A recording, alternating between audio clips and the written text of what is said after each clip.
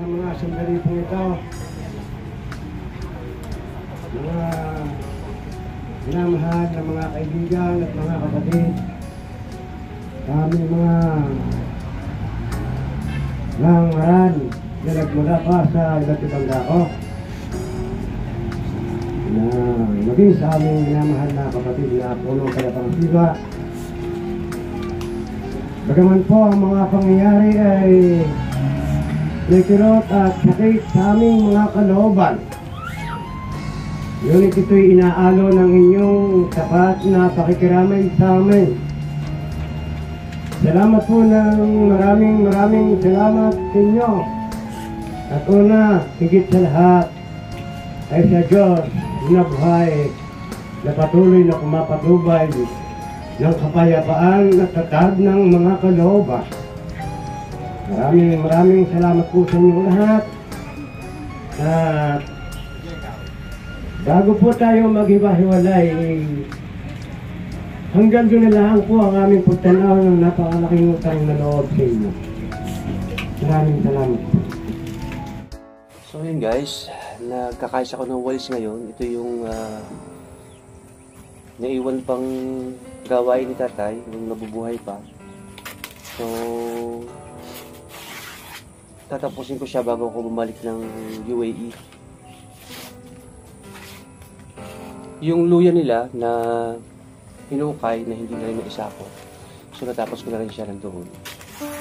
Ito na lang yung pending work na tatapusin ko para ma-accomplish na yung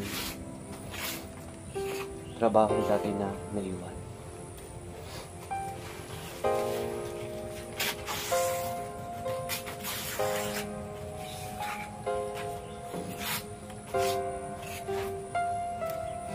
Ito rin ang ginagawa ko ito rin ang ginagawa ko dati nung pumapasok pa ako.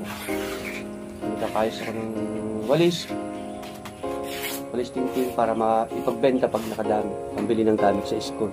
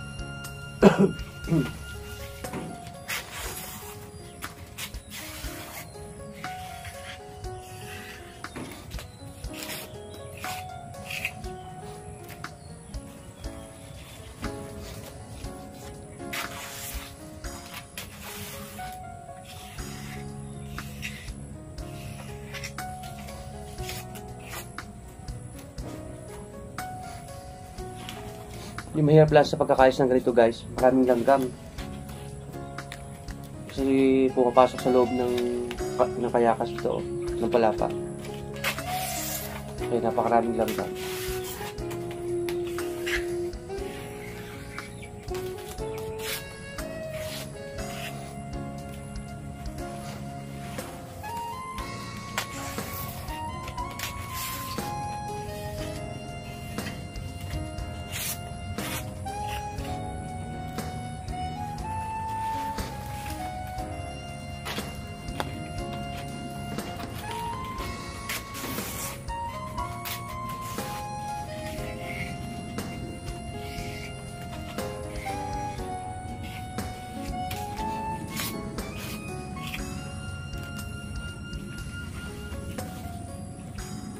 So kailangan kong tapusin to pagkakayos ng walis para matapos na itong may iwang trabaho ni tatay. Tapos maya papakita ko sa inyo yung luya na nahukay na ni tatay pero hindi pa siya naisako nga. Hindi na inabot ng pagkasako. Dalawang sako siya. Okay. Yung isang sako hindi ko natapos. Tapos nakapag kong panganay. Tapos yung isa ako daw nang nagpuno. Tinapos ko siya ngayon.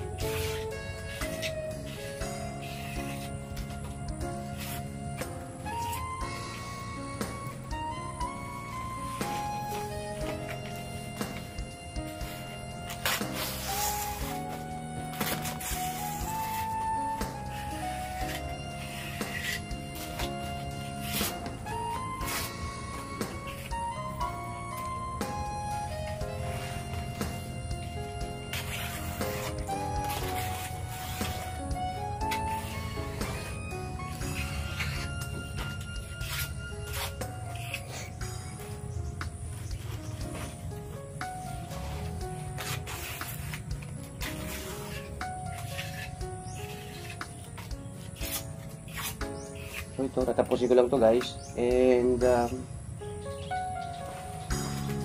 dyan muna kayo.